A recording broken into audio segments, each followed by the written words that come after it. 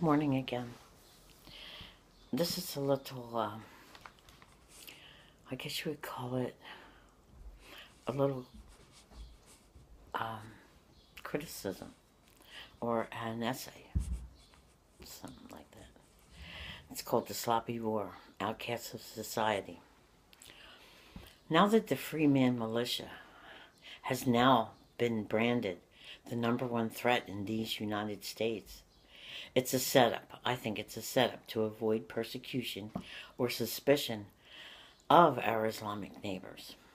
Now we've been alerted to suspect all of our neighbors, not just some of them, but all of them, so that the real terrorists can walk freely with their pit bulls and their cell phones while staking out the periphery like lonesome doves who just want to fit into our society without being noticed.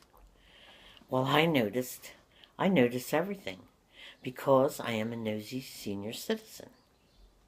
Everything feels calm today, though. Actually, I have no feelings that I can pinpoint except a certain lightheartedness. Even while they are showing us piles of American rifles, M16s, Humvees, etc., that the enemy has appropriated illegally from the vast overflow of munitions left there in the Middle East by our very own army in Iraq.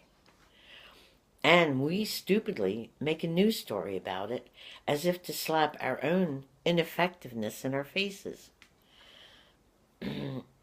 With reckless abandon, our troops happily come home to their families and so it should be, because it's so confusing.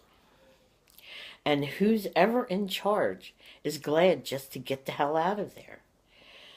They just leave all of this behind. It's almost like a very sloppy black market for weapons, etc. The terrorists just jump on the pile of booty. Would that it were that they are selling these things to buy food for their starving families. But no. They will be used to kill other Islamic people and Christians who get in their way. And so now the freemen in our country are lifted to the number one terrorist threat in the United States, so as to disarm them and the rest of our nation. And we can be like lambs to the slaughter to our terrorist neighbors and the sovereign police state. Is it 1984 already?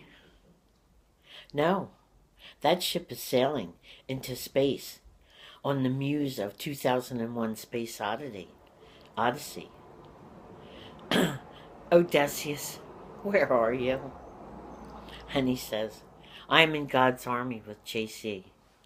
Thank you for listening. Hope I didn't upset you.